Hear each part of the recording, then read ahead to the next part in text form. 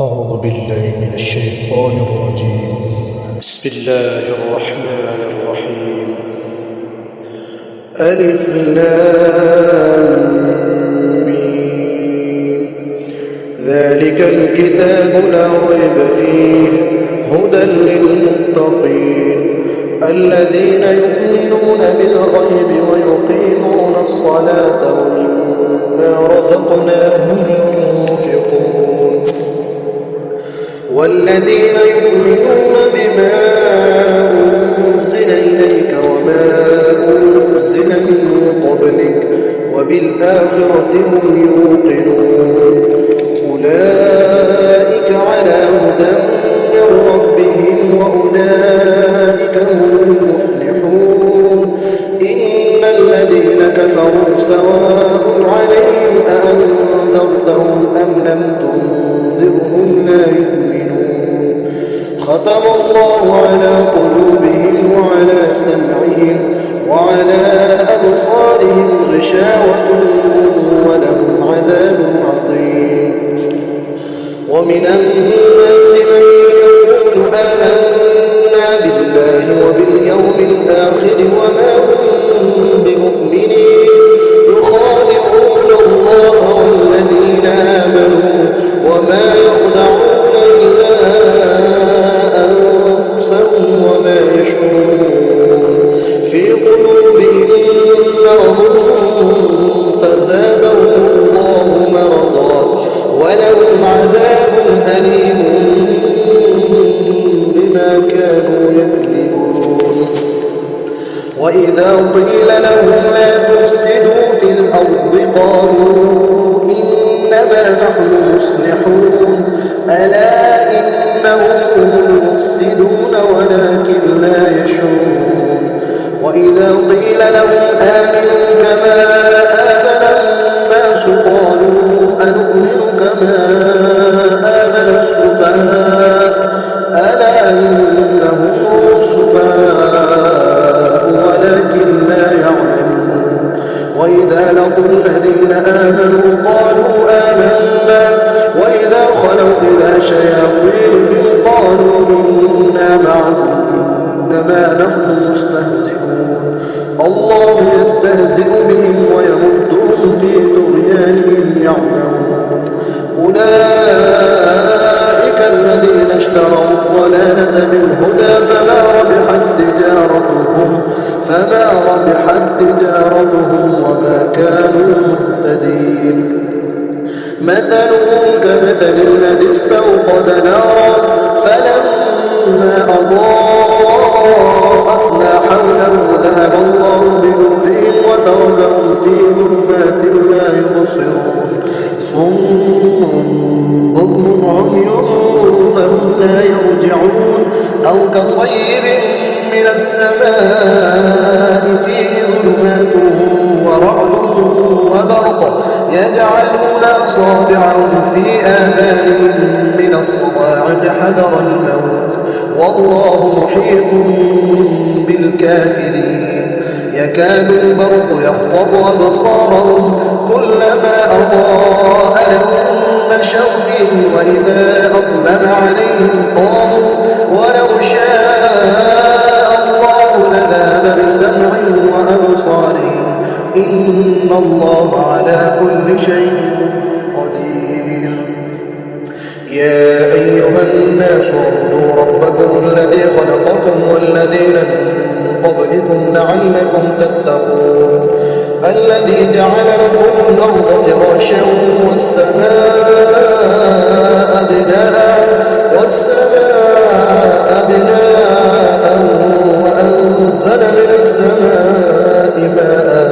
وأنزل من السماء ماء فأخرج به من الثمرات رزقا لكم فلا تجعلوا لله أندادا وأنتم تعلمون وإن كنتم في ريب مما نزلنا على عبدنا فأتوا بسورة من مثله وادعوا شهداءكم من دون الله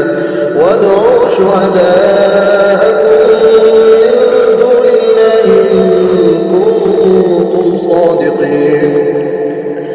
فإن لم تفعلوا ولن تفعلوا فاتقوا النار التي وقودها الناس والحجارة أعدت للكافرين وبشر الذين آمنوا وعملوا الصالحات أن لهم جنات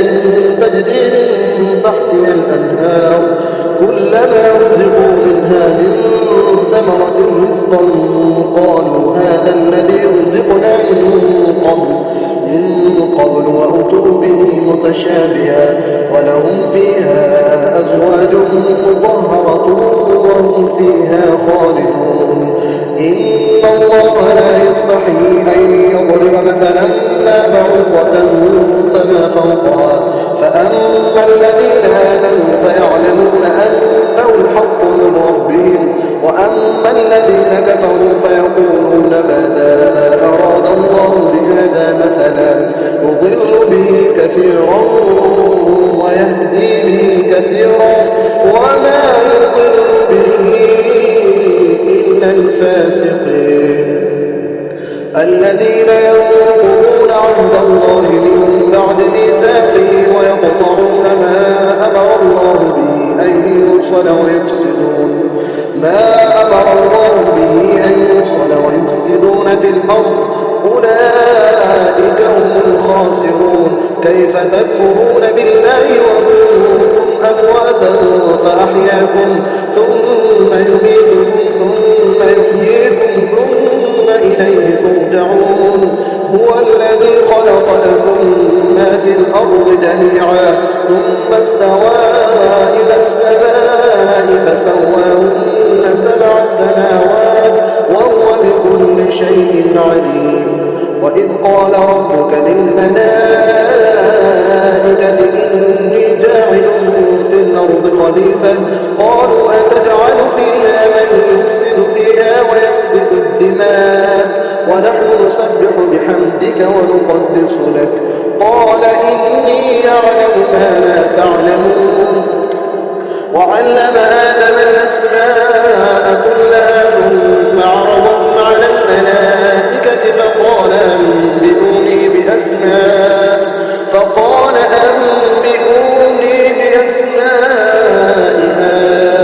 هؤلاء إن كنتم صادقين قالوا سبحانك لا علم لنا إلا ما علمتنا إنك أنت العليم الحكيم قال يا آدم أنبئهم بأسمائهم فلما أنبأهم بأسمائهم قال ألم أقل لكم إني أعلم غيب السماوات والأرض وأعلم ما تبدون وما كنتم تكتمون وإذ قلنا للملائكة اسجدوا لآدم فسجدوا إلا إبليس أبى واستكبر وكان من الكافرين وقلنا يا آدم اسكن أنت وزوجك الجنة وكلا منها رغدا حيث شئتما ولا تقربا هذه الشجرة فتكونا من الظالمين فأزلهما الشيطان عنها فأخرجهما مما كانا فيه وقلنا اهبطوا بعضكم لبعض عدو ولكم في الأرض مستقر ومتاع إلى حين فتلقى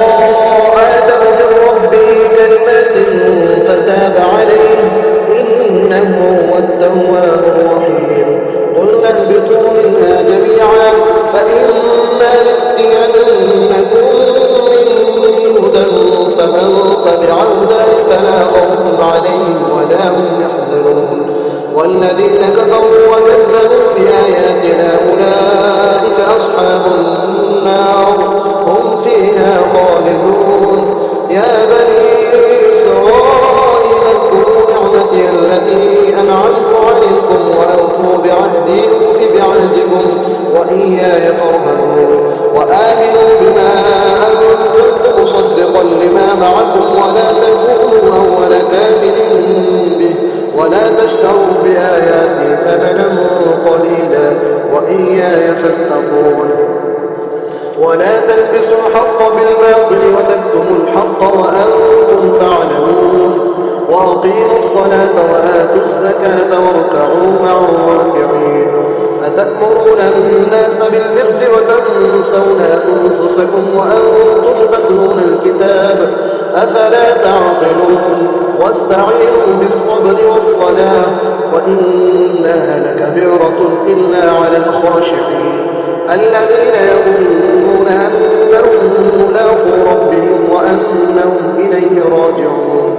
يا بني إسرائيل اذكروا نعمتي التي أنعمت عليكم وأني فضلتكم على العالمين واتقوا يوما لا تجزي نفس عن نفس شيئا ولا يقبل منها شفاعة ولا يؤخذ منها عدل ولا هم ينصرون وإذ نجيناكم من آل فرعون يسومونكم سوء العذاب يذبحون أبناءكم ويستحيون نساءكم وفي ذلكم بلاء من ربكم عظيم وإذ فرقنا بكم البحر فأنجيناكم وأغرقنا آل فرعون وأنتم تنظرون وإذ وعدنا موسى 40 ليلة ثم اتخذتم العجل من بعده وأنتم ظالمون ثم عفونا عنكم من بعد ذلك لعلكم تشكرون وإذ آتينا موسى الكتاب والفرقان لعلكم تهتدون وإذ قال موسى لقومه يا قوم إنكم ظلمتم أنفسكم باتخاذكم العجل فتوبوا إلى بارئكم فاقتلوا أنفسكم ذلكم خير لكم عند بارئكم فتاب عليكم إنه هو التواب الرحيم وإذ قلتم يا موسى لن نؤمن لك حتى نرى الله جهرة فأخذتكم الصاعقة وأنتم تنظرون ثم بعثناكم من بعد موتكم لعلكم تشكرون وظللنا عليكم الغمام وأنزلنا عليكم المن والسلوى كلوا من طيبات ما رزقناكم وما ظلمونا ولكن كانوا أنفسهم يظلمون وإذ قلنا ادخلوا هذه القرية فكلوا منها حيث شئتم رغدا وادخلوا الباب سجدا وقولوا حطة نغفر لكم خطاياكم وسنزيد المحسنين فبدل الذين ظلموا قولا غير الذي قيل لهم فأنزلنا على الذين ظلموا رجزا من السماء بما كانوا يفسقون وإذ استسقى موسى لقومه فقلنا اضرب بعصاك الحجر فانفجرت منه 12 عينا قد علم كل أناس مشربهم كلوا واشربوا من رزق الله ولا تعثوا في الأرض مفسدين وإذ قلتم يا موسى لن نصبر على طعام واحد فادع لنا ربك يخرج لنا مما تنبت الأرض من بقلها وقثائها وفومها وعدسها وبصلها قال أتستبدلون الذي هو أدنى بالذي هو خير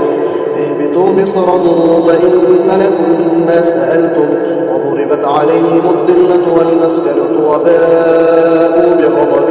من الله ذلك بأنهم كانوا يكفرون بآيات الله ويقتلون النبيين بغير الحق ذلك بما عصوا وكانوا يعتدون إن الذين آمنوا والذين هادوا والنصارى والصابئين من آمن بالله واليوم الآخر وعمل صالحا فلهم أجرهم عند ربهم ولا خوف عليهم ولا هم يحزنون وإذ أخذنا ميثاقكم ورفعنا فوقكم الطور خذوا ما آتيناكم بقوة واذكروا ما فيه لعلكم تتقون ثم توليتم من بعد ذلك فلولا فضل الله عليكم ورحمته لكنتم من الخاسرين ولقد علمتم الذين اعتدوا منكم السبت فقلنا لهم كونوا قردة خاسئين فجعلناها نكالا لما بين يديها وما خلفها وموعظة للمتقين. وإذ قال موسى لقومه إن الله يأمركم أن تذبحوا بقرة قالوا أتتخذنا هزوا قال أعوذ بالله أن نكون من الجاهلين. قالوا ادع لنا ربك يبين لنا ما هي قال إنه يقول إنها بقرة لا فارض ولا بكر عوان بين ذلك فافعلوا ما تؤمرون. قالوا ادع لنا ربك يبين لنا ما لونها قال إنه يقول إنها بقرة صفراء فاقع لونها تسر الناظرين. قالوا ادع لنا ربك يبين لنا ما هي إن البقرة شابه علينا وإنا إن شاء الله لمهتدون. قال إنه يقول إنها بقرة لا ذلول تثير الأرض ولا تسقي الحرث مسلمة لا شية فيها. قالوا الآن جئت بالحق فذبحوها وما كانوا يفعلون. وإذ قتلتم نفسا فادارأتم فيها والله مخرج ما كنتم تكتمون فقلنا اضربوه ببعضها كذلك يحيي الله الموتى ويريكم آياته لعلكم تعقلون. ثم قست قلوبكم من بعد ذلك فهي كالحجارة أو أشد قسوة وإن من الحجارة لما يتفجر منه الأنهار وإن منها لما يشقق فيخرج منه الماء وإن منها لما يهبط من خشية الله وما الله بغافل عما تعملون. أفتطمعون أن يؤمنوا لكم وقد كان فريق منهم يسمعون كلام الله ثم يحرفونه من بعد ما عقلوه وهم يعلمون. وإذا لقوا الذين آمنوا قالوا آمنا وإذا خلا بعضهم إلى بعض قالوا أتحدثونهم بما فتح الله عليكم ليحاجوكم به عند ربكم أفلا تعقلون. أولا يعلمون أن الله يعلم ما يسرون وما يعلنون. ومنهم أميون لا يعلمون الكتاب إلا أماني وإن هم إلا يظنون. فويل للذين يكتبون الكتاب بأيديهم ثم يقولون هذا من عند الله ليشتروا به ثمنا قليلا فويل لهم مما كتبت أيديهم وويل لهم مما يكسبون. وقالوا لن تمسنا النار إلا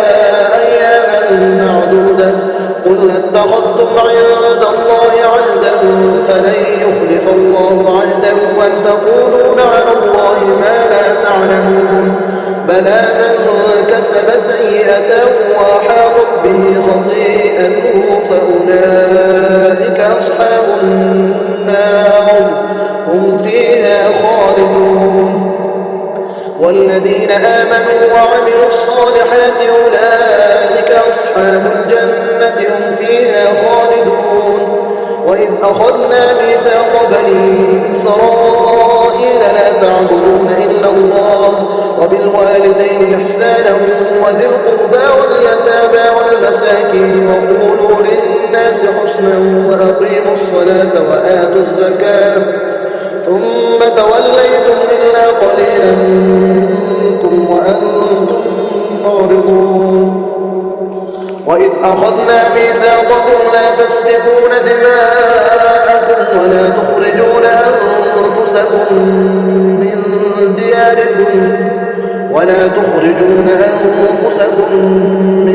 دياركم ثم أقررتم وأنتم تشهدون.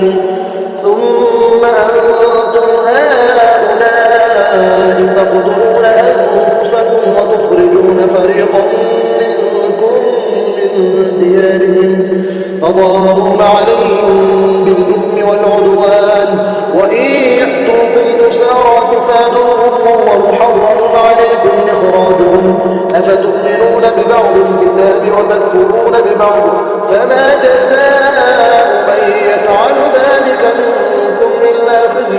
في الحياة الدنيا ويوم القيامة يردون إلى أشد العذاب وما الله بغافل عما تعملون أولئك الذين اشتروا الحياة الدنيا بالآخرة فلا يخفف عنهم العذاب ولا هم ينصرون ولقد آتينا موسى الكتاب وقفينا من بعده بالرسل وآتينا عيسى ابن مريم البينات وأيدناه بروح القدس أفكلما جاءكم رسول بما لا تهوى أنفسكم استكبرتم ففريقا كذبتم وفريقا تقتلون وقالوا قلوبنا غلف بل لعنهم الله بكفرهم فقليلا ما يؤمنون ولما جاءهم كتاب من عند الله مصدق لما معهم وكانوا من قبل يستفتحون على الذين كفروا فلما جاءهم ما عرفوا كفروا به فلعنة الله على الكافرين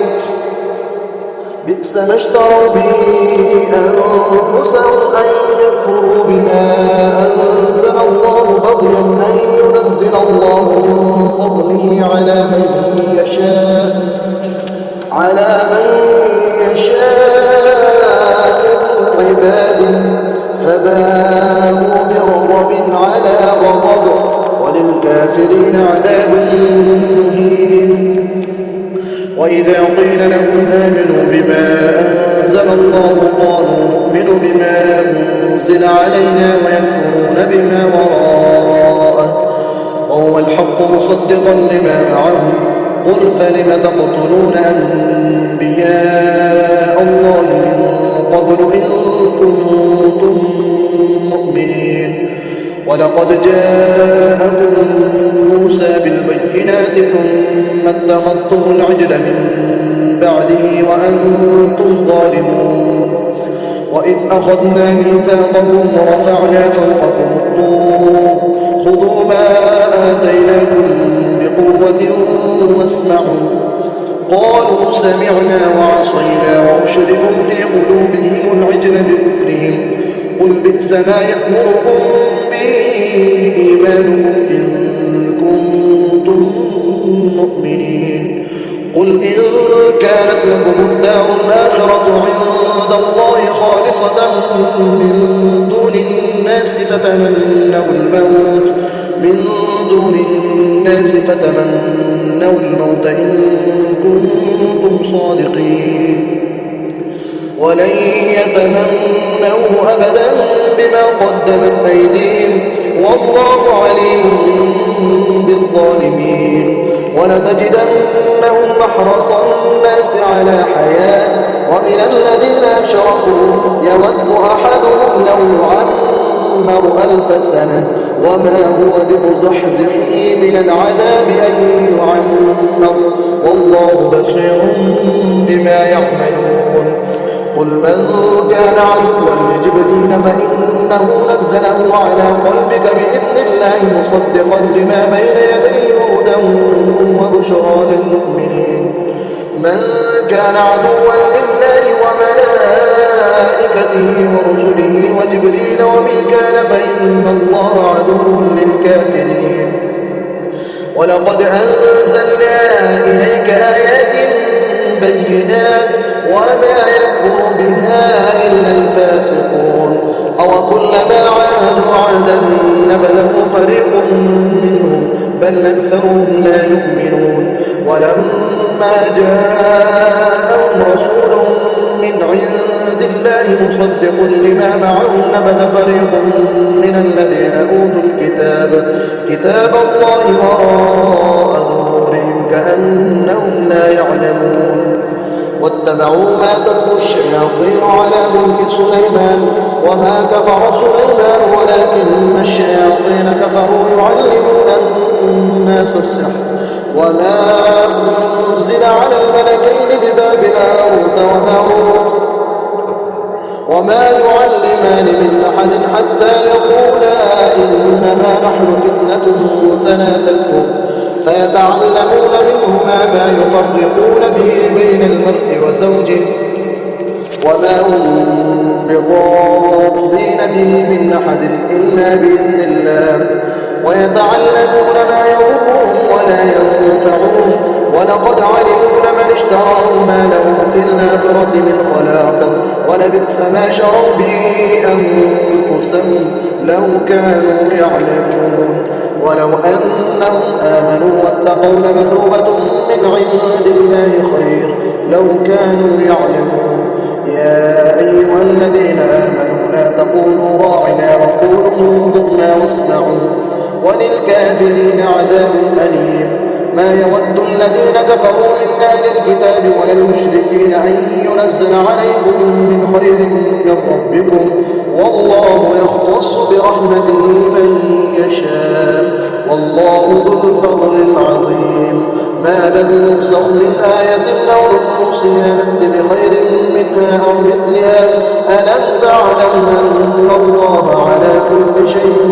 قدير ألم تعلم أن الله له ملك السماوات والأرض وما لكم من دون الله من ولي ولا نصير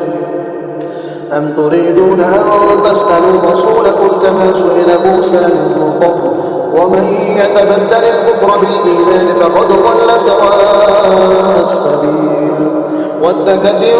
من أهل الكتاب لو يردونكم من بعد إيمانكم كفارا حسدا من عند أنفسهم من بعد ما تبين لهم الحق فاعفوا واصفحوا حتى يأتي الله بأمره إن الله على كل شيء قدير وأقيموا الصلاة وآتوا الزكاة وما تقدموا لأنفسكم من خير تجدوه عند الله إن الله بما تعملون بصير وقالوا لن يدخل الجنة إلا من كان هودا أو نصارى تلك أمانيهم قل هاتوا برهانكم إن كنتم صادقين بلى من أسلم وجهه لله وهو محسن فله أجره عند ربه ولا خوف عليهم ولا هم يحزنون وقالت اليهود ليست النصارى على شيء وقالت النصارى ليست اليهود على شيء وهم يتلون الكتاب كذلك قال الذين لا يعلمون مثل قولهم فالله يحكم بينهم يوم القيامة فيما كانوا فيه يختلفون ومن أظلم ممن منع مساجد الله أن يذكر فيها اسمه وسعى في خرابها أولئك ما كان لهم أن يدخلوها إلا خائفين لهم في الدنيا خزي ولهم في الآخرة عذاب عظيم ولله المشرق والمغرب فأينما تولوا فثم وجه الله إن الله واسع عليم وقالوا اتخذ الله ولدا سبحانه بل له ما في السماوات والأرض كل له قانتون بديع السماوات والأرض وإذا قضى أمرا فإنما يقول له كن فيكون وقال الذين لا يعلمون لولا يكلمنا الله أو تأتينا آية كذلك قال الذين من قبلهم مثل قولهم تشابهت قلوبهم قد بينا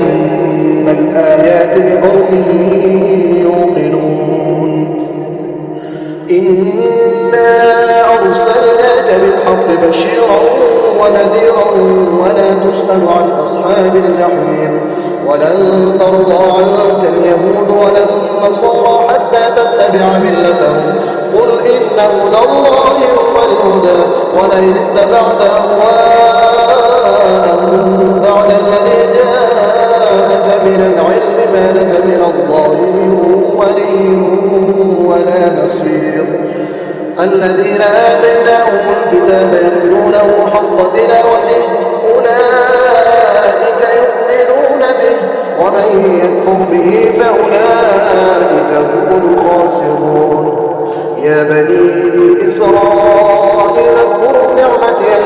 أنعمت عليكم وأني فضلتكم على العالمين. واتقوا يوما لا تجزي نفس عن نفس شيئا ولا يقبل منها عدل ولا تنفعها شفاعة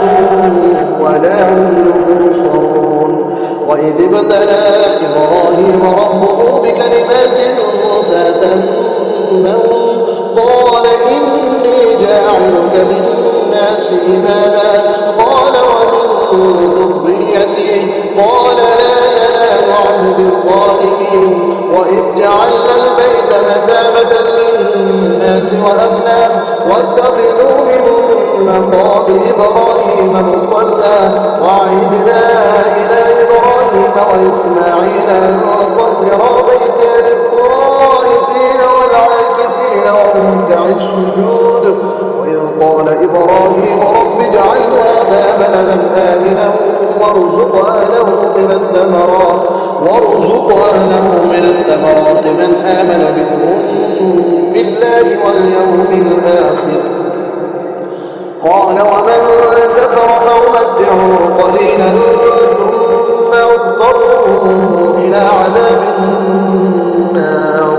وبئس المصير. وإذ يرفع إبراهيم القواعد من البيت وإسماعيل ربنا تقبل منا إنك أنت السميع العليم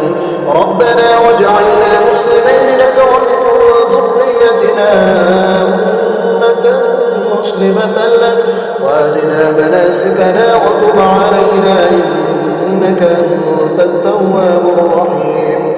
ربنا وابعث فيهم رسولا منهم يتلو عليهم آياتك ويعلمهم الكتاب والحكمة ويزكيهم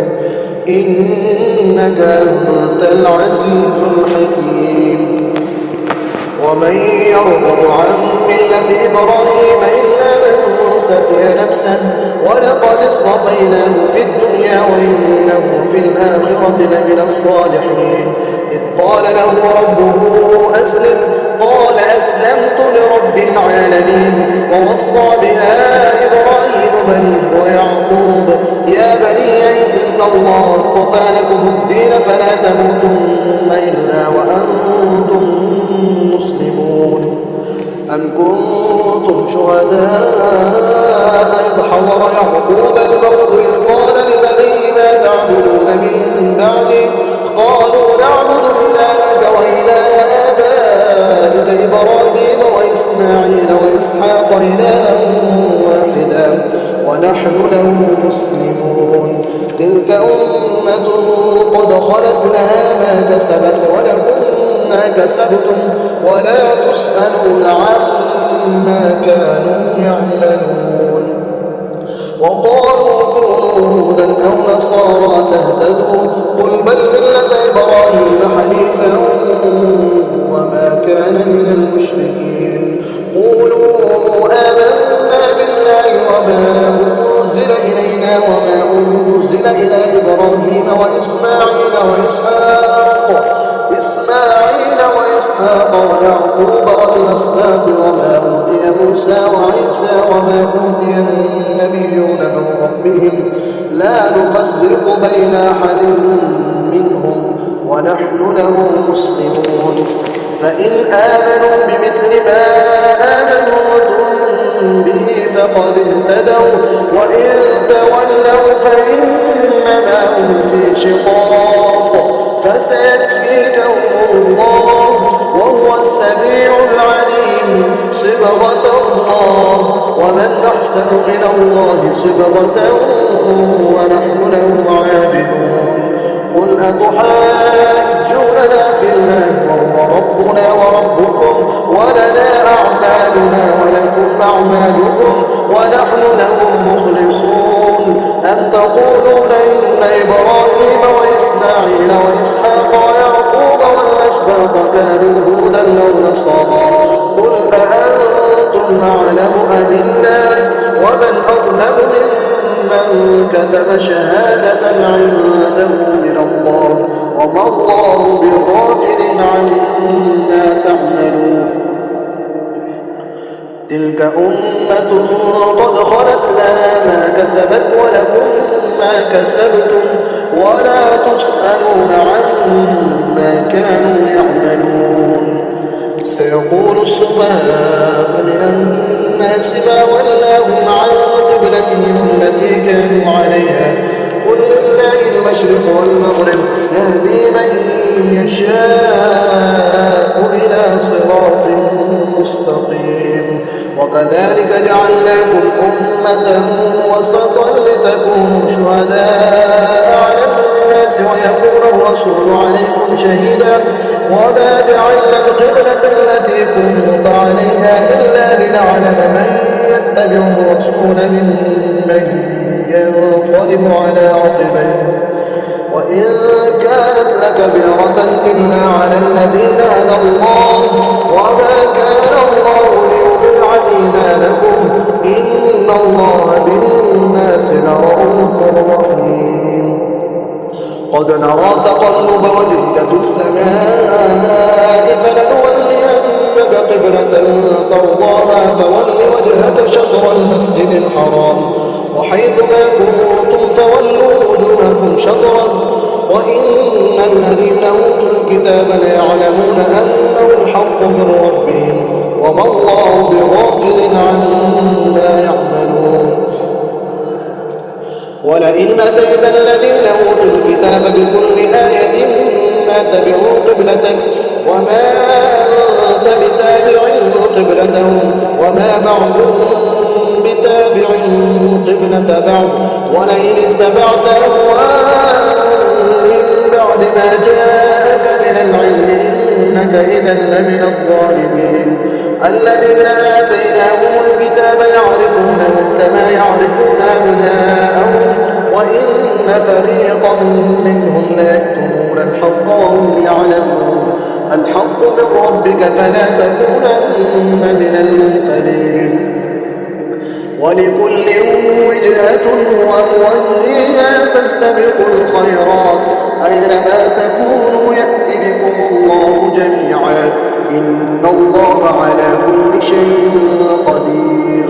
ومن حيث خرجت فول وجهك شطر المسجد الحرام وإنه للحق من ربك وما الله بغافل عما تعملون. ومن حيث خرجت فول وجهك شطر المسجد الحرام وحيث ما كنتم فولوا وجوهكم شطره لئلا يكون للناس عليكم حجة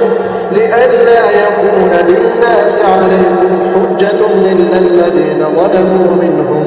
فلا تخشوهم واخشوني ولأتم نعمتي عليكم ولعلكم تهتدون. كما أرسلنا فيكم رسولا منكم يتلو عليكم آياتنا ويزكيكم ويعلمكم الكتاب والحكمة ويعلمكم ما لم تكونوا تعلمون. فاذكروني أذكركم واشكروا لي ولا تكفرون. يا أيها الذين آمنوا استعينوا بالصبر والصلاة إن الله مع الصابرين. ولا تقولوا لمن يقتل في سبيل الله أموات بل أحياء ولكن لا تشعرون. ولنبلونكم بشيء من الخوف والجوع ونقص من الأموال والأنفس والثمرات وبشر الصابرين الذين إذا أصابتهم مصيبة قالوا إنا لله وإنا إليه راجعون. أولئك عليهم صلوات من ربهم ورحمة وأولئك هم المهتدون. إن الصفا والمروة من شعائر الله فمن حج البيت أو اعتمر فلا جناح عليه أن يطوف بهما ومن تطوع خيرا فإن الله شاكر عليم. إن الذين يكتمون ما أنزلنا من البينات والهدى من بعد ما بيناه للناس للناس في الكتاب أولئك يلعنهم الله ويلعنهم اللاعنون إلا الذين تابوا وأصلحوا وبينوا فأولئك أتوب عليهم وأنا التواب الرحيم إن الذين كفروا وماتوا وهم كفار أولئك عليهم لعنة الله والملائكة والناس أجمعين خالدين فيها لا يخفف عنهم العذاب ولا هم ينظرون وإلهكم إله واحد لا إله إلا هو الرحمن الرحيم إن في خلق السماوات والأرض واختلاف الليل والنهار والفلك التي تجري في البحر بما ينفع الناس وما أنزل الله من السماء من ماء فأحيا به الأرض بعد موتها وبث فيها من كل دابة وتصريف الرياح والسحاب المسخر بين السماء والأرض لآيات لقوم يعقلون ومن الناس من يتخذ من دون الله أندادا يحبونهم كحب الله والذين آمنوا أشد حبا لله ولو يرى الذين ظلموا إذ يرون العذاب أن القوة لله جميعا وأن الله شديد العذاب إذ تبرأ الذين اتبعوا من الذين اتبعوا ورأوا العذاب وتقطعت بهم الأسباب وقال الذين اتبعوا لو أن لنا كرة فنتبرأ منهم كما تبرأوا منا كذلك يريهم الله أعمالهم حسرات عليهم وما هم بخارجين من النار يا أيها الناس كلوا مما في الأرض حلالا طيبا ولا تتبعوا خطوات الشيطان إنه لكم عدو مبين إنما يأمركم بالسوء والفحشاء وأن تقولوا على الله ما لا تعلمون وإذا قيل لهم اتبعوا ما أنزل الله قالوا بل نتبع ما ألفينا عليه آباءنا أولو كان آباؤهم لا يعقلون شيئا ولا يهتدون ومثل الذين كفروا كمثل الذي ينعق بما لا يسمع إلا دعاء ونداء صم بكم عمي فهم لا يعقلون يا أيها الذين آمنوا كلوا من طيبات ما رزقناكم واشكروا لله إن كنتم إياه تعبدون إنما حرم عليكم الميتة والدم ولحم الخنزير وما أهل به لغير الله فمن اضطر غير باغ ولا عاد فلا إثم عليه إن الله غفور رحيم إن الذين يكتمون ما أنزل الله من الكتاب ويشترون به ثمنا قليلا أولئك ما يأكلون في بطونهم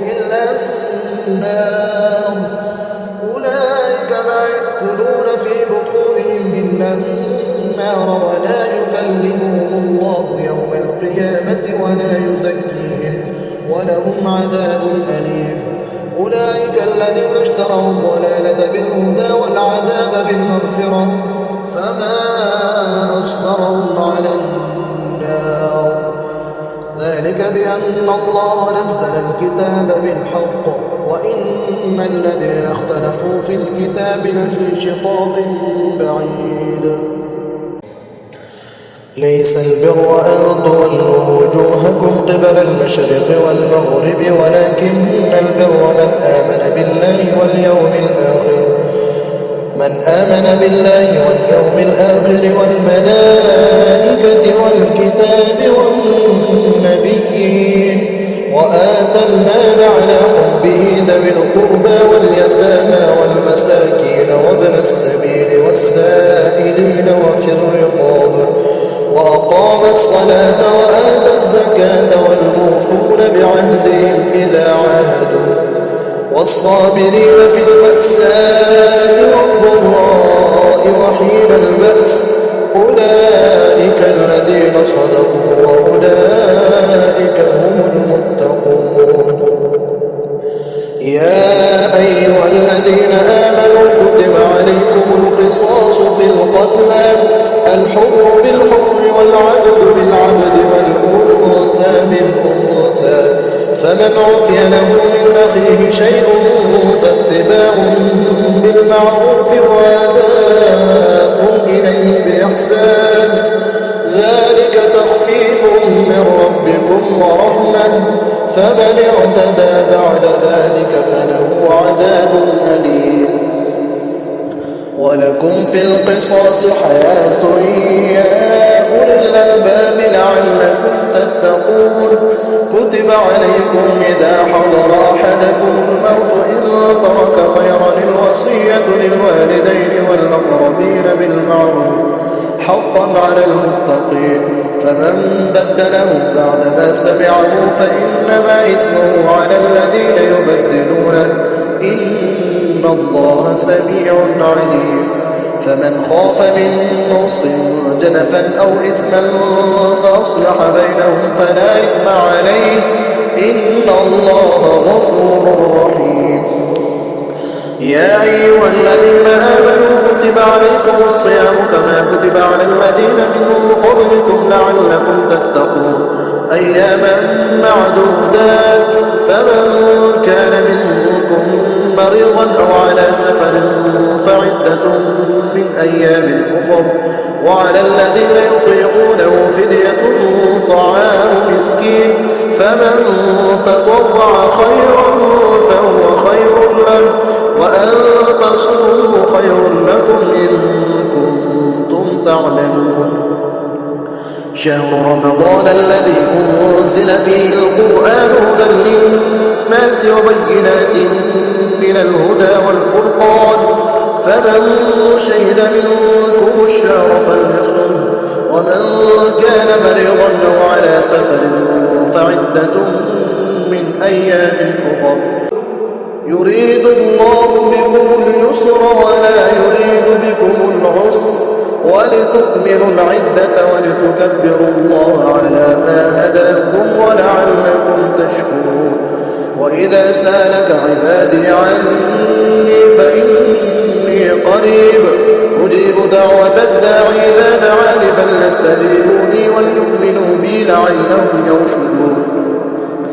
أحل لكم ليلة الصيام الرفث إلى نسائكم هن لباس لكم وأنتم لباس لهم علم الله أنكم كنتم تختانون أنفسكم فتاب عليكم وعفى عنكم فالآن باشروهن وابتغوا ما كتب الله لكم وكلوا واشربوا حتى يتبين لكم الخيط الأبيض من الخيط الأسود من الفجر ثم أتموا الصيام إلى الليل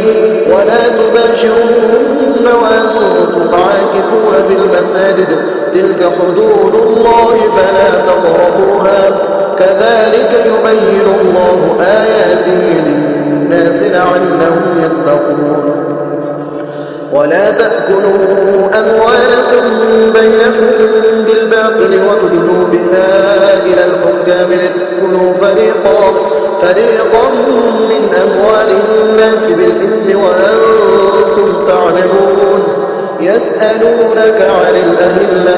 قل هي مواقيت للناس والحج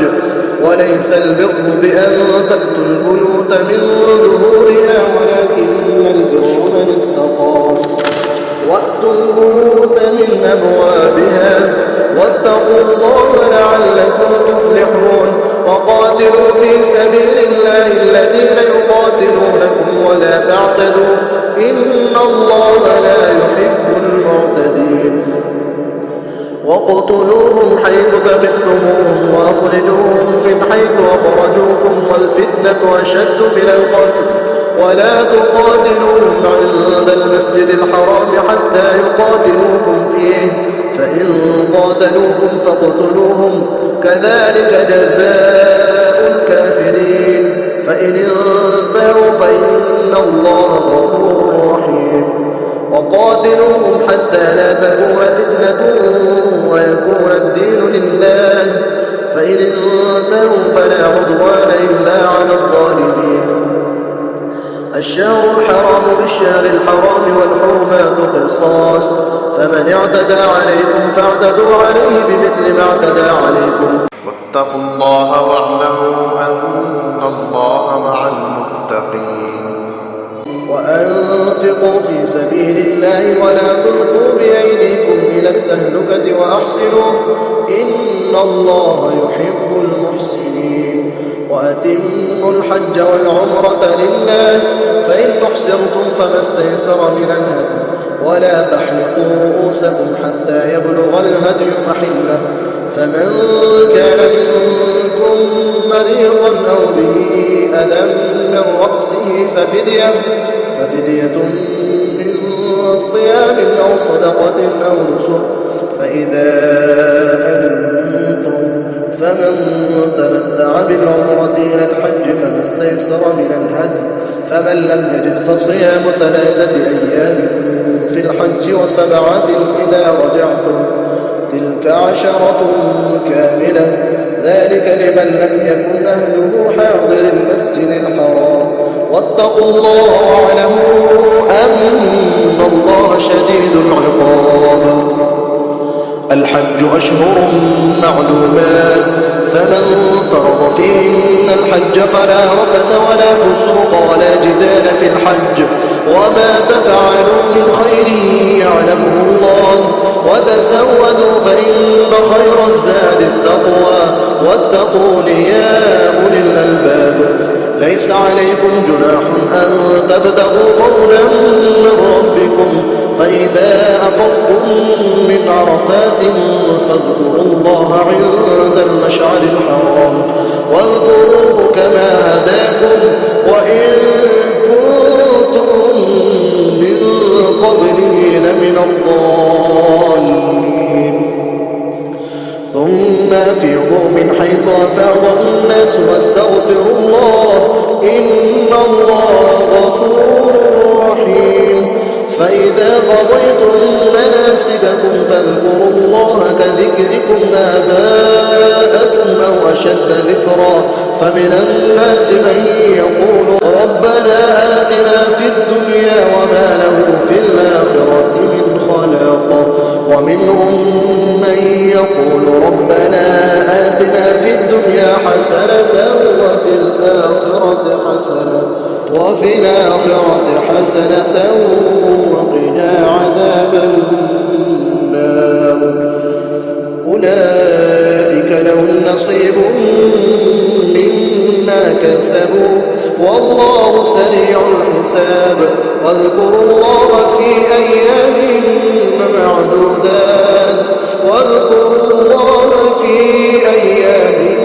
معدودات فمن تعجل في يومين فلا إثم عليه، ومن تأخر فلا إثم عليه لمن اتقى. واتقوا الله واعلموا أنكم إليه تحشرون. ومن الناس من يعجبك قوله في الحياة الدنيا ويشهد الله على ما في قلبه وهو ألد الخصام، وإذا تولى سعى في الأرض ليفسد فيها ويهلك الحرث والنسل والله لا يحب الفساد. وإذا قيل له اتق الله أخذته العزة بالإثم فحسبه جهنم ولبئس المهاد. ومن الناس من يشري نفسه ابتغاء مرضات الله والله رؤوف بالعباد. يا أيها الذين آمنوا ادخلوا في السلم كافة ولا تتبعوا خطوات الشيطان إنه لكم عدو مبين. فإن زللتم من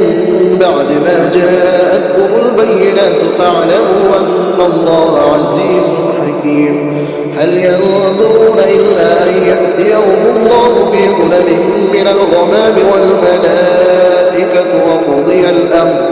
وإلى الله ترجع الأمور. سل بني إسرائيل كم آتيناهم من آية بينة ومن يبدل نعمة الله من بعد ما جاءته فإن الله شديد العقاب. زين للذين كفروا الحياة الدنيا ويسخرون من الذين آمنوا والذين اتقوا فوقهم يوم القيامة والله يرزق من يشاء بغير حساب. كان الناس أمة واحدة فبعث الله النبيين مبشرين ومنذرين وأنزل معهم الكتاب بالحق ليحكم بين الناس فيما اختلفوا فيه وما اختلف فيه إلا الذين أوتوه من بعد ما جاءتهم البينات بغيا بينهم فهدى الله الذين آمنوا لما اختلفوا فيه من الحق بإذنه والله يهدي من يشاء إلى صراط مستقيم. أم حسبتم أن تدخلوا الجنة ولما يأتكم مثل الذين خلوا من قبلكم مستهم البأساء والضراء وزلزلوا حتى يقول الرسول والذين آمنوا معه متى نصر الله ألا إن نصر الله قريب. يسألونك ماذا ينفقون قل ما أنفقتم من خير فللوالدين والأقربين واليتامى والمساكين وابن السبيل وما تفعلوا من خير فإن الله به عليم. كتب عليكم القتال وهو كره لكم وعسى أن تكرهوا شيئا وهو خير لكم وعسى أن تحبوا شيئا وهو شر لكم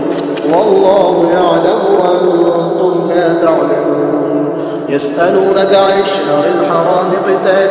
فيه قل قتال فيه كبير وصد عن سبيل الله وكفر به والمسجد الحرام وإخراج أهله منه أكبر عند الله والفتنة أكبر من القتل ولا يزالون يقاتلونكم حتى يردوكم عن دينكم إن استطاعوا ومن يرتد منكم عن دينه فيمت وهو كافر فأولئك حبطت أعمالهم في الدنيا والآخرة وأولئك أصحاب النار هم فيها خالدون.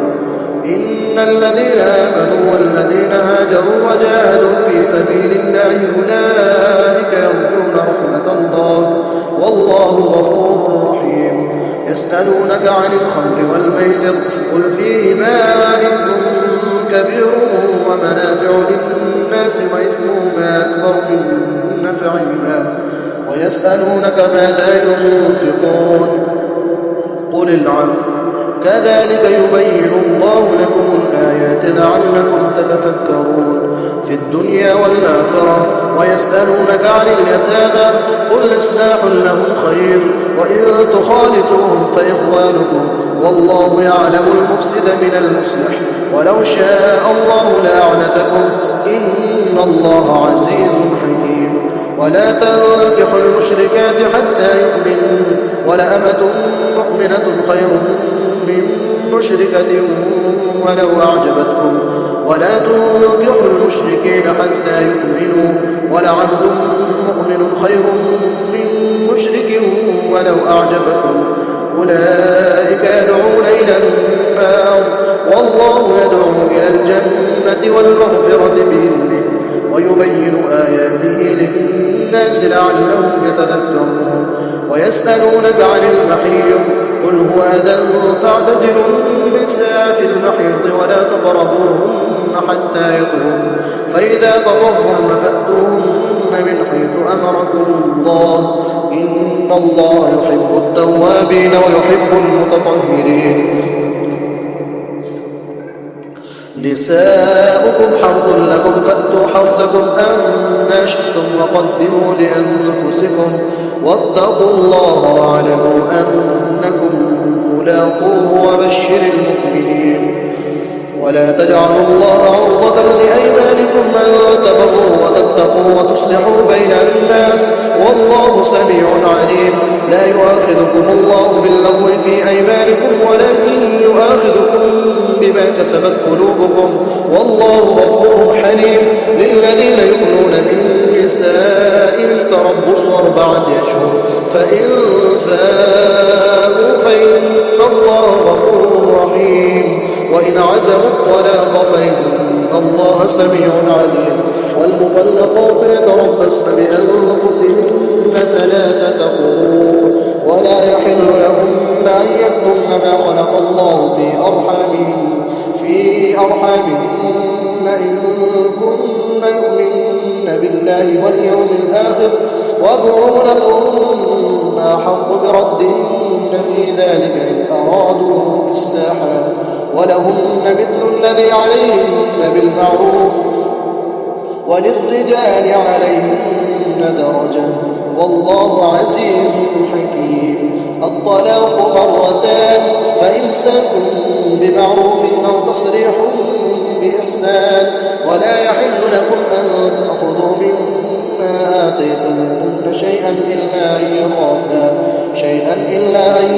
يخافا ألا يقيما حدود الله فإن خفتم ألا يقيما حدود الله فلا جناح عليهما فيما افتدت به تلك حدود الله فلا تعتدوها ومن يتعد حدود الله فأولئك هم الظالمون. فإن طلقها فلا تحل له من بعد حتى تنكح زوجا غيره فإن طلقها فلا جناح عليهما أن يتراجعا إن ظنا أن يقيما حدود الله وتلك حدود الله يبينها لقوم يعلمون. وإذا طلقتم النساء فبلغن أجلهن فأمسكوهن بمعروف أو صرحوهن بمعروف ولا تمسكوهن ضرارا لتعتدوا ومن يفعل ذلك فقد ظلم نفسه. ولا تتخذوا آيات الله هزوا واذكروا نعمة الله عليكم وما أنزل عليكم من الكتاب والحكمة يعظكم به واتقوا الله واعلموا أن الله بكل شيء عليم. وإذا طلقتم النساء فبلغن أجلهن فلا تعضلوهن أن ينكحن أزواجهن إذا تراضوا بينهم بالمعروف ذلك يوعظ به من كان منكم يؤمن بالله واليوم الآخر ذلكم أزكى لكم وأطهر والله يعلم وأنتم لا تعلمون. والوالدات يرضعن أولادهن حولين كاملين لمن أراد أن يتم الرضاعة وعلى المولود له رزقهن وكسوتهن بالمعروف لا تكلف نفس إلا وسعها لا تضار والدة بولدها ولا مولود له بولده وعلى الوارث مثل ذلك فإن أرادا فصالا عن تراض منهما وتشاور فلا جناح عليهما. وإن أردتم أن تسترضعوا أولادكم فلا جناح عليكم إذا سلمتم ما آتيتم بالمعروف واتقوا الله واعلموا أن الله بما تعملون بصير. والذين يتوفون منكم ويذرون أزواجا يتربصن بأنفسهن 4 أشهر و10 فإذا بلغن أجلهن فلا جناح عليكم فيما فعلن في أنفسهن بالمعروف والله بما تعملون خبير. ولا جناح عليكم فيما عرضتم به من خطبة النساء وأكننتم في أنفسكم علم الله أنكم ستذكرونهن ولكن لا تواعدوهن سرا إلا أن تقولوا قولا معروفا ولا تعزموا عقدة النكاح حتى يبلغ الكتاب أجله واعلموا أن الله يعلم ما في أنفسكم أنفسكم فاحذروه واعلموا أن الله غفور حليم.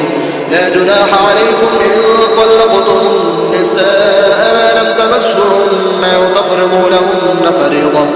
ومتعوهن على الموسع قدره وعلى المقتر قدره متاعا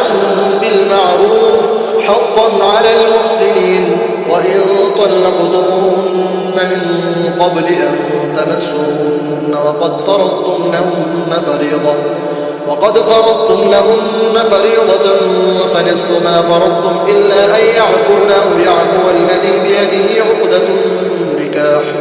وأن تعفوا أقرب للتقوى ولا تنسوا الفضل بينكم إن الله بما تعملون بصير. حافظوا على الصلوات والصلاة الوسطى وقوموا لله قانتين. فإن خفتم فرجالا أو ركبانا فإذا أمنتم فاذكروا الله كما علمكم ما لم تكونوا تعلمون. والذين يتوفون منكم ويذرون أزواجا وصية لأزواجهم متاعا إلى الحول غير إخراج فإن خرجن فلا جناح عليكم فيما فعلن في أنفسهن من معروف والله عزيز حكيم. وللمطلقات متاع بالمعروف حقا على المتقين. كذلك يبين الله لكم آياته لعلكم تعقلون. ألم تر إلى الذين خرجوا من ديارهم وهم ألوف حذر الموت فقال لهم الله موتوا ثم أحياهم إن الله لذو فضل على الناس ولكن أكثر الناس لا يشكرون. وقاتلوا في سبيل الله واعلموا أن الله سميع عليم. من ذا الذي يقرض الله قرضا حسنا فيضاعفه له أضعافا كثيرة والله يقبض ويبسط وإليه ترجعون. ألم تر إلى الملأ من بني إسرائيل من بعد موسى إذ قالوا لنبي له ابعث لنا ملكا نقاتل في سبيل الله قال هل عسيتم إن كتب عليكم القتال ألا تقاتلوا قالوا وما لنا ألا نقاتل في سبيل الله وقد أخرجنا من ديارنا وأبنائنا فلما كتب عليهم القتال تولوا إلا قليلا منهم والله عليم بالظالمين. وقال لهم نبيهم إن الله قد بعث لكم طالوت ملكا قالوا أنى يكون له الملك علينا ونحن أحق بالملك منه ولم نؤت سعة من المال قال إن الله اصطفاه عليكم وزاده بسطة في العلم والجسم والله يؤتي ملكه من يشاء والله واسع عليم. وقال لهم نبيهم إن آية ملكه أن يأتيكم التابوت فيه سكينة من ربكم وبقية مما ترك آل موسى وآل هارون تحمله الملائكة إن في ذلك لآية لكم إن كنتم مؤمنين. فلما فصل طالوت بالجنود قال إن الله مبتليكم بنهر فمن شرب منه فليس مني ومن لم يطعمه فإنه مني إلا من اغترف غرفة بيده فشربوا منه إلا قليلا منهم فلما جاوزه هو والذين آمنوا معه قالوا لا طاقة لنا اليوم بجالوت وجنوده قال الذين يظنون أنهم ملاقوا الله كم من فئة قليلة غلبت فئة كثيرة بإذن الله والله مع الصابرين. ولما برزوا لجالوت وجنوده قالوا ربنا افرغ علينا صبرا وثبت أقدامنا وانصرنا على القوم الكافرين فهزموهم بإذن الله. وقتل داود جالوت وآتاه الله الملك والحكمة وعلمه مما يشاء ولولا دفع الله الناس بعضهم ببعض لفسدت الأرض ولكن الله ذو فضل على العالمين. تلك آيات الله نتلوها عليك بالحق وإنك لمن المرسلين. تلك الرسل فضلنا بعضهم على بعض منهم من كلم الله ورفع بعضهم درجات وآتينا عيسى ابن مريم البينات وأيدناه بروح القدس ولو شاء الله ما اقتتل الذين من بعد ما جاءتهم البينات ولكن اختلفوا فمنهم من آمن ومنهم من كفر ولو شاء الله ما اقتتلوا ولكن الله يفعل ما يريد. يا أيها الذين آمنوا أنفقوا مما رزقناكم من قبل أن يأتي يوم لا بيع فيه ولا خلة ولا شفاعة والكافرون هم الظالمون. الله لا إله إلا هو الحي القيوم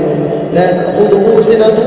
ولا نوم له ما في السماوات وما في الأرض من ذا الذي يشفع عنده إلا بإذنه يعلم ما بين أيديهم وما خلفهم ولا يحيطون بشيء من علمه إلا بما شاء وسع كرسيه السماوات والأرض ولا يؤوده حفظهما وهو العلي العظيم. لا إكراه في الدين قد تبين الرشد من الغي فمن يكفر بالطاغوت ويؤمن بالله فقد استمسك بالعروة الوثقى لا انفصام لها والله سميع عليم. الله ولي الذين آمنوا يخرجهم من الظلمات إلى النور والذين كفروا أولياءهم الطاغوت يخرجونهم من النور إلى الظلمات أولئك أصحاب النار هم فيها خالدون. ألم تر إلى الذي حاج إبراهيم في ربه أن آتاه الله الملك إذ قال إبراهيم ربي الذي يحيي ويميت قال أنا أحيي وأميت قال إبراهيم فإن الله يأتي بالشمس من المشرق فأت بها من المغرب فبهت الذي كفر والله لا يهدي القوم الظالمين. أو كالذي مر على قرية وهي خاوية على عروشها قال أنى يحيي هذه الله بعد موتها فأماته الله 100 عام ثم بعثه قال كم لبثت قال لبثت يوما أو بعض يوم قال بل لبثت 100 عام فانظر إلى طعامك وشرابك لم يتسنه وانظر إلى حمارك ولنجعلك آية للناس وانظر إلى العظام كيف ننشزها ثم نكسوها لحما فلما تبين له قال أعلم أن الله على كل شيء قدير. وإذ قال إبراهيم رب أرني كيف تحيي الموتى قال أولم تؤمن قال بلى ولكن ليطمئن قلبي قال فخذ 4 من الطير فصرهن إليك ثم اجعل على كل جبل منهن جزءا ثم ادعهن يأتينك سعيا واعلم أن الله عزيز حكيم. مثل الذين ينفقون أموالهم في سبيل الله كمثل حبة أنبتت 7 سنابل في كل سنبلة 100 حبة والله يضاعف لمن يشاء والله واسع عليم. الذين ينفقون أموالهم في سبيل الله ثم لا يتبعون ما أنفقوا منا ولا أذى لهم أجرهم عند ربهم ولا خوف عليهم ولا هم يحزنون. قول معروف ومغفرة خير من صدقة يتبعها أذى والله غني حليم. يا أيها الذين آمنوا لا تبطلوا صدقاتكم بالمن والأذى كالذي ينفق ماله رئاء الناس ولا يؤمن بالله واليوم الآخر فمثله كمثل صفوان عليه تراب فأصابه وابل فتركه صلدا لا يقدرون على شيء مما كسبوا والله لا يهدي القوم الكافرين. ومثل الذين ينفقون أموالهم ابتغاء مرضات الله وتثبيتا من أنفسهم كمثل جنة بربوة أصابها وابل فآتت أكلها ضعفين فإن لم يصبها وابل فطل والله بما تعملون بصير. أيود أحدكم أن تكون له جنة من نخيل وأعناب تجري من تحتها الأنهار له فيها من كل الثمرات وأصابه الكبر وله ذرية ضعفاء فأصابها إعصار فيه نار فاحترقت كذلك يبين الله لكم الآيات لعلكم تتفكرون. يا أيها الذين آمنوا أنفقوا من طيبات ما كسبتم ومما أخرجنا لكم من الأرض ولا تيمموا الخبيث منه تنفقون ولستم بآخذيه إلا أن تغمضوا فيه واعلموا أن الله غني حميد. الشيطان يعدكم الفقر ويأمركم بالفحشاء والله يعدكم مغفرة منه وفضلا والله واسع عليم. يؤتي الحكمة من يشاء ومن يؤت الحكمة فقد أوتي خيرا كثيرا وما يذكر إلا أولو الألباب. وما أنفقتم من نفقة أو نذرتم من نذر فإن الله يعلمه وما للظالمين من أنصار. إن تبدوا الصدقات فنعما هي وإن تخفوها وتؤتوها الفقراء فهو خير لكم ويكفر عنكم من سيئاتكم والله بما تعملون خبير. ليس عليك هداهم ولكن الله يهدي من يشاء وما تنفقوا من خير فلأنفسكم وما تنفقون إلا ابتغاء وجه الله وما تنفقوا من خير يوفى إليكم وأنتم لا تظلمون. للفقراء الذين أحصروا في سبيل الله لا يستطيعون ضربا في الأرض يحسبهم الجاهل أغنياء من التعفف تعرفهم بسيماهم لا يسألون الناس إلحافا وما تنفقوا من خير فإن الله به عليم. الذين ينفقون أموالهم بالليل والنهار سرا وعلانية فلهم أجرهم عند ربهم ولا خوف عليهم ولا هم يحزنون. الذين يأكلون الربا لا يقومون إلا كما يقوم الذي يتخبطه الشيطان من المس ذلك بأنهم قالوا إنما البيع مثل الربا وأحل الله البيع وحرم الربا. فمن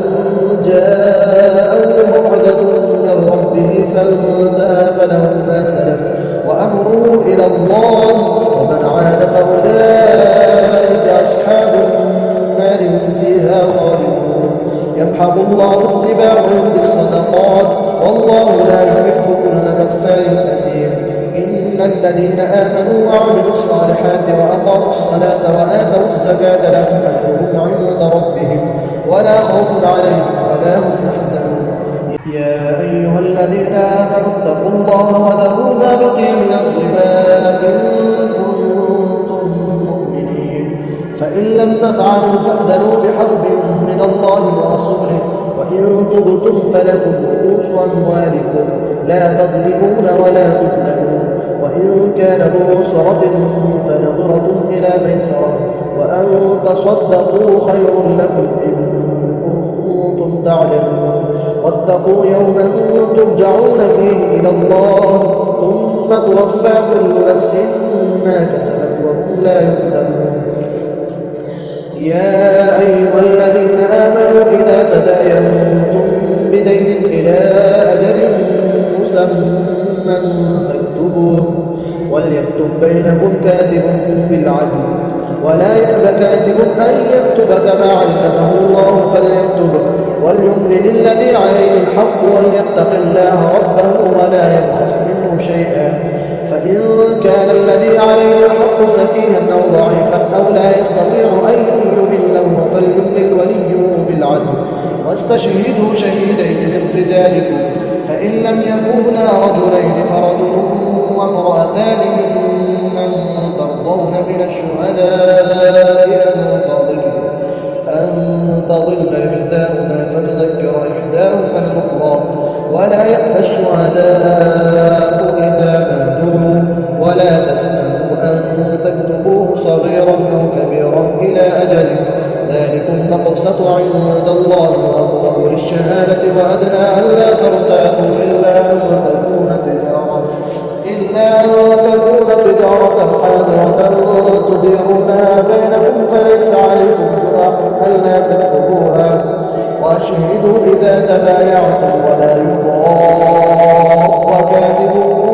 ولا شهيد وإن تفعلوا فإنه فسوق